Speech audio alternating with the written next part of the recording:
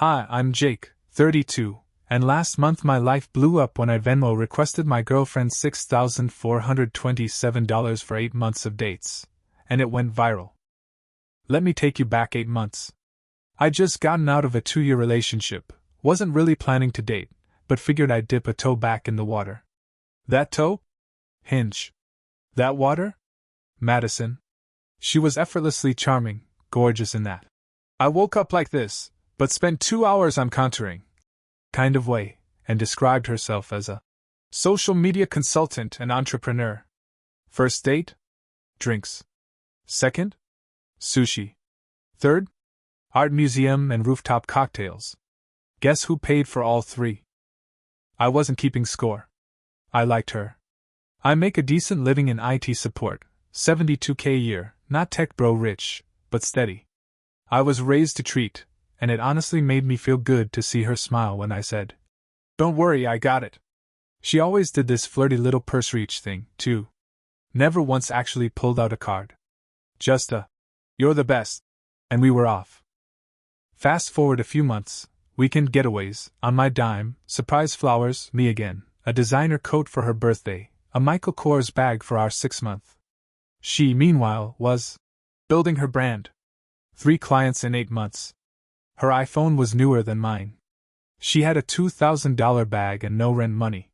Somehow, I still didn't see the red flags. Until dinner. Or rather, the dinner. A $500 per head, celebrity chef tasting menu she had to try because some influencer she followed posted about it. I told her, "Hey babe, maybe something a little more affordable."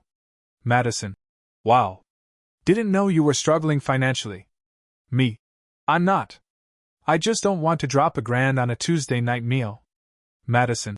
My ex would have made it happen. This is embarrassing. Then she ghosted me for hours.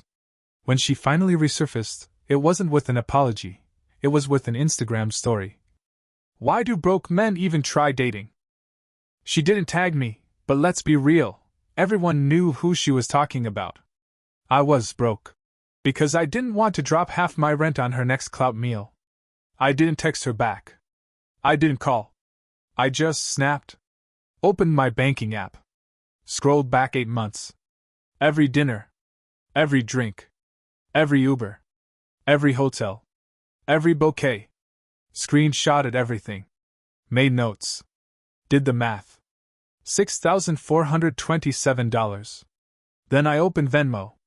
Made a request. Public. Description. 8 months of dates, dinners, movies, and trips. Since I'm too broke to date properly, here's your half of our relationship expenses. Thanks for clarifying my financial situation. Hit send. Then I went back to work. The first call came 23 minutes later. Kelsey. Madison's bestie and hype girl since day one. I let it ring. Then came Brittany. Then Ashley. Then Madison, 14 missed calls in a row. I didn't pick up. I was calm. Zen even. Like I just dropped a truth nuke and was sitting in the warm, cleansing fallout. Then the texts. Madison. What the actual hell is wrong with you? Take it down right now. Everyone can see this. This is psychotic. It was one dinner. You're seriously doing this over one dinner? But I didn't reply. Because the real entertainment? It was in the Venmo comments. My coworker Dennis. This man kept receipts. Respect. My gym buddy James. 8 months? Bro was funding a whole relationship solo. Random stranger.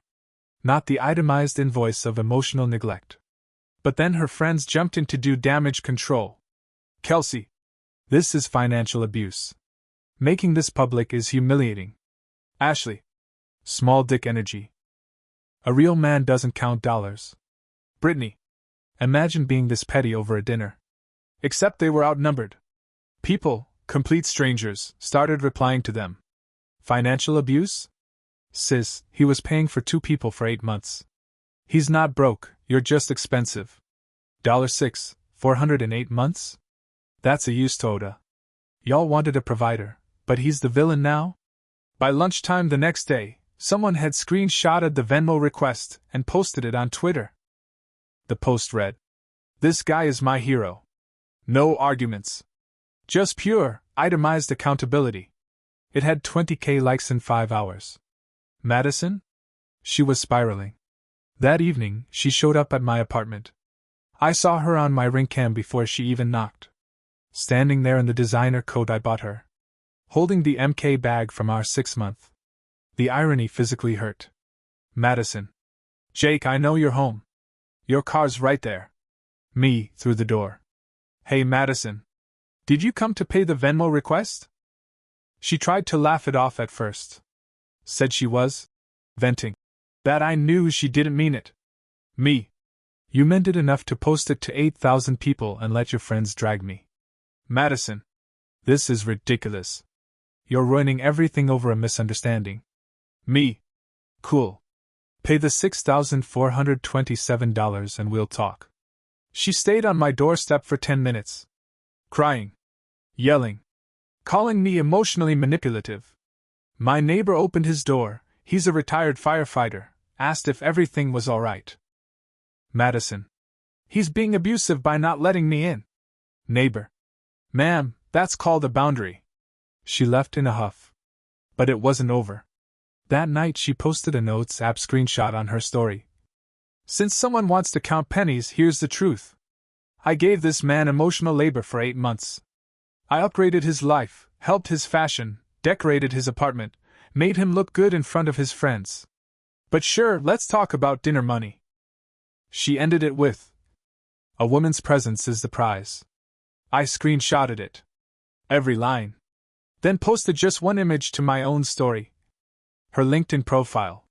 Listed job. Social media consultant. Underneath, her business. Website, 3 clients total. Caption.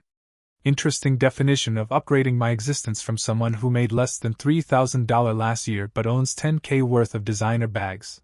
Math isn't matting. The comments? Explosive. And I hadn't even posted the best part yet. This is where it stopped being petty and started getting strategic. By the 3rd day, Madison's PR campaign was in full swing. She'd shifted from misunderstood queen to victim of financial manipulation. Her friends circled the wagons.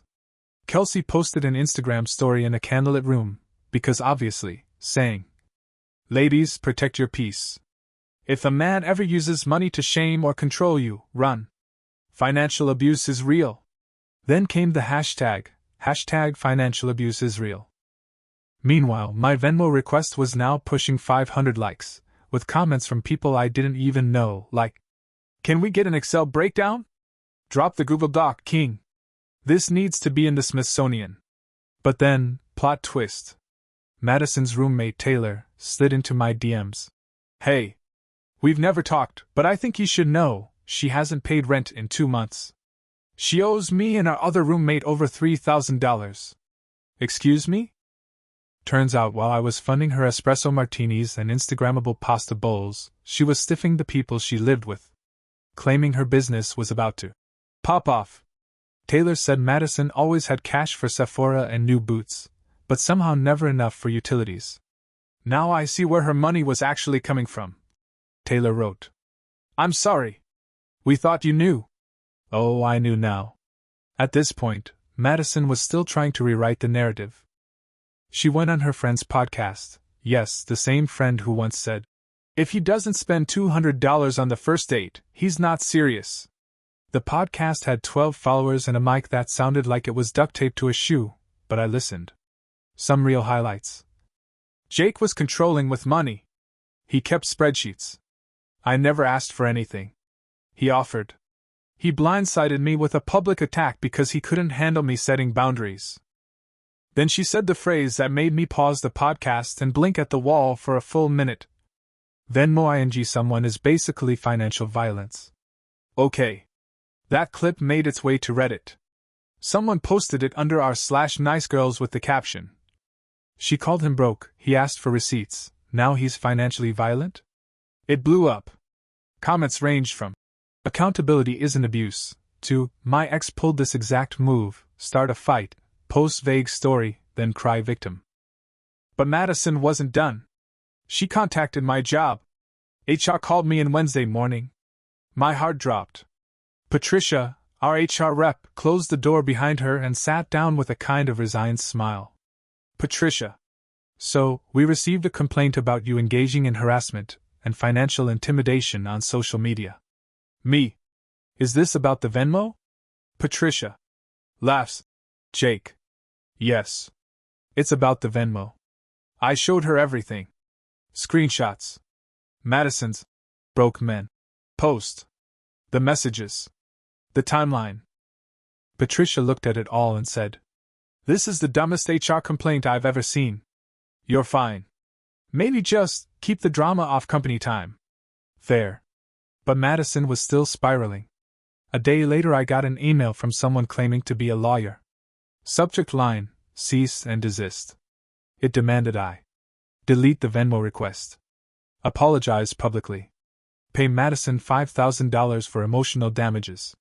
But here's the kicker, the email came from a Gmail account. It wasn't even on letterhead. No phone number. Just legal representative Madison at gmail.com. I forwarded it to my cousin. He's a real lawyer. His response? Bro. This isn't a cease and desist.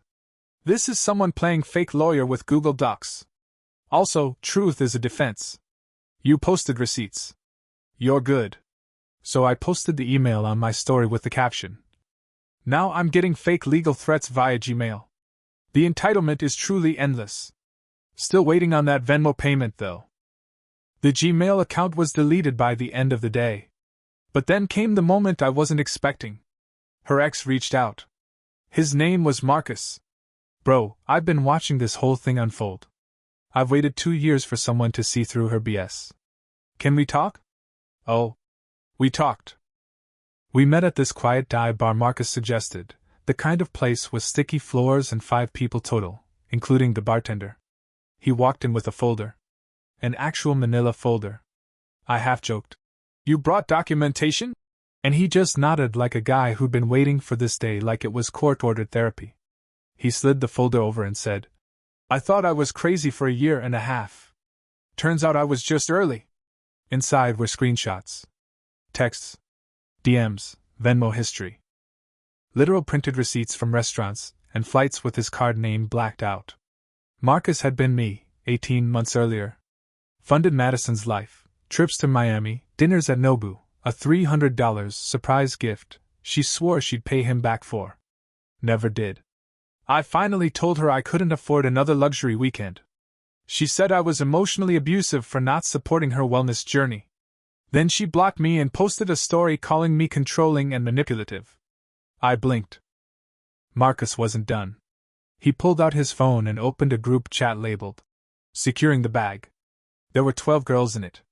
And yes, Madison was in the middle of it all. They share tips. Literally.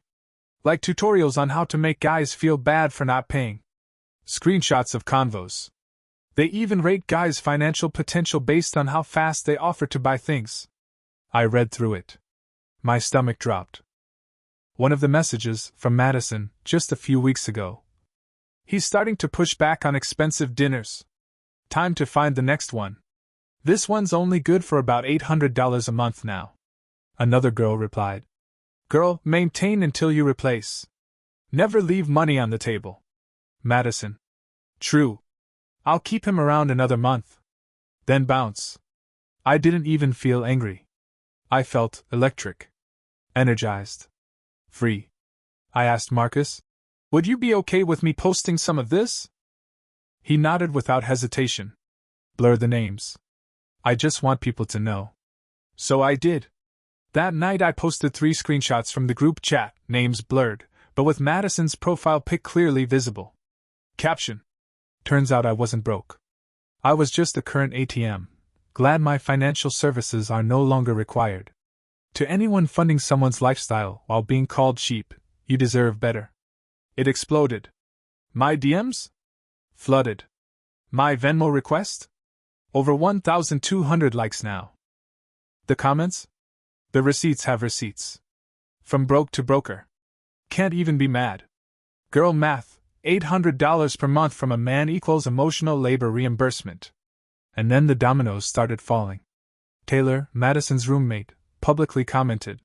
This explains why she hasn't paid rent in 2 months but keeps coming home with new designer items. We're done. Kelsey unfollowed Madison and posted her own story. I've been defending someone who was using all of us. I bought her drinks last week because she said she was waiting on a client payment. Turns out the client was just her boyfriend. I'm sick. Someone leaked the entire Securing the Bag group chat archive on Twitter. It went viral overnight. The group had women bragging about tricking guys into funding vacations, one talking about using her company event to meet finance bros with Amex Platinums, another showing a pic of her crying to get out of rent. 3 of them got fired when their employers found the posts. One of them lost a sponsorship deal for a fitness brand after her "Get him to pay by acting sad" message started trending. And Madison? She posted a full meltdown video. Face bare. Lighting terrible. Crying into the front camera. These men, Jake and Marcus, are incels trying to ruin women for setting boundaries. These screenshots are fake. They're collaborating to destroy my life. She called it a campaign of misogynistic revenge. Nobody bought it. The timestamps matched. The grammar was hers. The photos were hers. The tone? Dead on. Her Instagram went from 8K to 2K in 3 days. Clients disappeared. Taylor told me she had to deactivate her business site because of hate comments. Turns out people don't want to hire someone who became the face of financial manipulation as a service. And all this while the Venmo request sat there. Unpaid. Glowing. $6,427. Public. Liked. Celebrated. Madison? Moved back in with her parents. Her story was taking a break from the toxic city grind. But Taylor texted me the truth. She couldn't afford rent anywhere, and no one wants to help her anymore. By now, I'd accidentally become the patron saint of financially duped men. The Venmo request had become a meme. A local indie rapper sampled the notification sound in a song. Someone printed it on a hoodie. Your request to Madison for $6,427 is still pending. I didn't ask for any of this. I was just a dude who refused to pay $500 for a seafoam salad and got called broke for setting a boundary. But Madison? She wasn't done. She made one last desperate pivot, from victim to vindictive ex. She sent me a final DM. Unblock me just for this. You destroyed my life over money. I loved you and you humiliated me. You and Marcus are pathetic losers who can't handle a strong woman. Enjoy your boring, cheap life. I replied. I am enjoying it, actually. Thanks for the savings account and the peace. P.S. The Venmo request is still active if you want to settle up. She blocked me again. At this point, I figured the saga was over. I was back to my routine. No more drama. No more podcast clapbacks or TikTok think pieces about weaponized spreadsheets. I even treated myself to a gaming PC with the money I used to spend on her designer lattes and TikTok restaurants. That's when I got a call from my mom. Now you need to understand, my mom follows me on Instagram. I didn't think she checked it often. But apparently, one of her book club friend's daughters sent her a screenshot of the whole thing. She FaceTimed me from her kitchen. Mug of tea. Eyebrows raised. Jake. Hi, Mom. $6,427? Yes. Honey, I love you, but you need a budget spreadsheet. I laughed. She didn't. That's what you spent in 8 months. I once dumped a man in college for ordering steak with market price. You paid for a handbag. I told her everything. The post. The dinner. The emotional labor speech. The group chat. Marcus. The spreadsheet. The Gmail lawyer. She just sipped her tea and said, Good for you. Your father once pulled the same move before he met me. These women want 1950s benefits without 1950s values. Also, emotional labor? Honey, she had time to manipulate group chats. You dodged a sociopathic influencer. That night, I logged into Venmo and looked at the request again. Still pending. Still public. 2,071 likes. Hundreds of comments. Some silly. Some heartbreaking. I wish I'd had the courage to do this. Just requested $2,240 from my ex inspired. Show us your unpaid emotional invoices. Someone made it a TikTok trend. People were uploading dramatic readings of their own imaginary Venmo receipts. 2 years of therapy I paid for but didn't attend. Gas to pick him up from his mom's house every weekend. Netflix subscription that only one of us used. I never planned for this to become a movement. But suddenly it was one. We called it receipts, not regret. And in the middle of it all, my Venmo request stayed right where it was, my digital monument to boundaries. The Venmo request is still up. I think I'm going to keep it there forever. Not out of spite, but as a monument to audacity. My favorite little pop-up. Your request to Madison for $6,427 is still pending. Every time I see it, I smile. Not because I think she'll ever pay it, she won't. But because it reminds me of the line I finally drew, the moment I stopped apologizing for having boundaries. That $800 per month I used to spend on treating her? I put it into a high-yield savings account instead. First thing I bought, a gaming PC I'd been putting off for months because we should save for something nice. Next, I took a solo weekend trip to the mountains, drank coffee on a cabin porch, and thought, man, peace is so much cheaper than chaos. I even started dating again. Slowly. Carefully. No more luxury dates or boutique wine bars. Just people. Normal, kind, chill people. Last month, I went on a coffee date with a girl named Eliza. She worked in nonprofit fundraising, wore beat-up Vans, and snorted when she laughed too hard. We talked about horror movies, cats, and the time she accidentally walked into the wrong wedding reception and stayed for cake. When the check came, she looked me dead in the eyes and said, "Wanna split it?" Reader, I almost cried. We're 5 dates in now. She suggested a picnic in the park for the next one. She offered to bring homemade pasta salad. Homemade pasta salad. I told my group chat, recovering ATMs, the guys I'd met through this whole ridiculous journey, and they cheered like I just won a custody battle. It's weird. Something about going through financial emotional warfare makes you appreciate the tiny, decent stuff. Someone texting, "Home's safe." Someone saying, "Your turn, I'll grab this one." Someone asking about your day without expecting a receipt. As for Madison? Last I heard, she's still living with her parents. Her official story is that she's resetting and stepping away from toxic digital spaces. But word is she got banned from a couple group chats and ghosted by her old friends. Apparently no one likes being outed as a professional emotional scammer. She did unblock me once, just long enough to send one final message. "I hope you're happy. You humiliated me. You weaponized money. You're pathetic. And you'll never find someone on my level again." I didn't even get mad. I just replied, "Already did." She brought pasta salad. Blocked me again. So yeah? If you're reading this and you've ever been called cheap or broke for setting a limit. If you've ever been made to feel like love has a price tag and it's payable in Amex charges. If you've ever second-guessed your worth because you couldn't afford someone else's ego. Just know this. You're not an ATM. You're a human being. And keeping receipts isn't petty. It's self-respect. Set your boundaries. Say no when it matters. And if all else fails, open Venmo. Set it to public. Add a little message. Because sometimes, accountability costs exactly $6,427. Peace out, kings. Watch your wallets. Swipe smart.